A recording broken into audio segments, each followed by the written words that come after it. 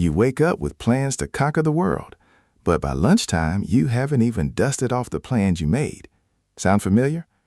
It's not because you're lazy, and it's not about willpower. It's because you were taught the wrong way to motivate yourself.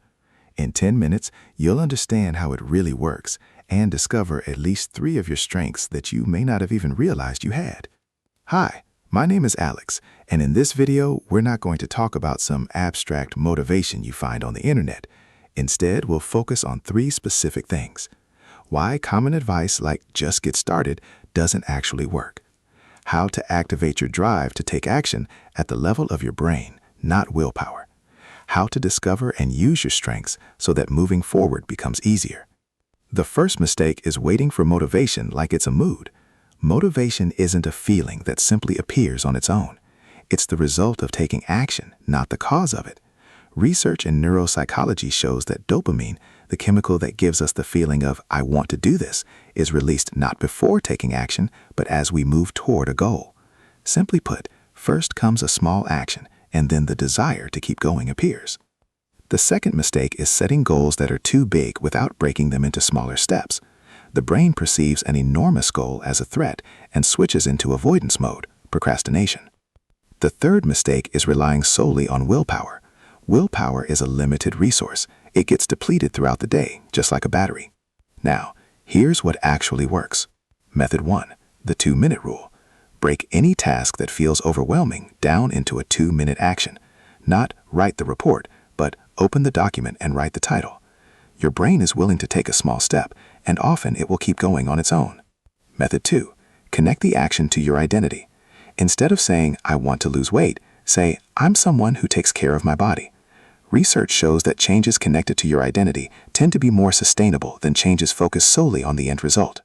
Method 3, create an environment instead of relying on willpower. Remove distractions from your field of vision and put the things you need to do somewhere visible.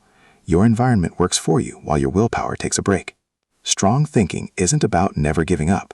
It's about how you respond to challenges. Psychologist Carol Dweck introduced the concept of a growth mindset, the belief that abilities can be developed through effort. People with this mindset don't see failure as a verdict. They see it as information. That didn't work. What can I try differently? 3 practices that help build this mindset. First, change the way you phrase things. Instead of "I couldn't do it," say "I haven't been able to do it yet." Second, keep a challenge journal. What happened? What did I learn from it? What will I try next time? This turns an emotional reaction into experience. Third, pay attention to your environment. Spend time with people who are growing, not just complaining. Mindsets are contagious. Now for a practical exercise you can do right now during a short break. Take a sheet of paper and answer 3 questions. First, think of 3 moments in your life when you felt proud of yourself. What exactly were you doing at those moments? Second, ask 2 to 3 people close to you, "What do you think I'm good at?" Other people can often see things we consider normal or effortless for ourselves, and that may actually be a talent. Third, notice which tasks come easily to you, even though they're difficult for others. What feels natural to you might be someone else's superpower. Write down 3 qualities that keep coming up. These are your strengths. From there, don't try to become perfect at everything. Develop what you're already good at. It will often take you further than trying to fix all your weaknesses. Let's wrap it up. Motivation isn't something you need to wait for. It's something that grows out of action. Start with small steps, connect them to the person you want to become, and create an environment that supports you rather than holds you back. A strong mindset is the habit of seeing challenges not as the end, but as part of the journey. And you've already started discovering your strength right now by answering those 3 questions. If you found this video helpful, give it a like. It really helps the channel grow. And let me know in the comments, what's one strength of yours that you just remembered? See you in the next video. Watch until the end, because at the end, I'll give you a simple exercise you can do today.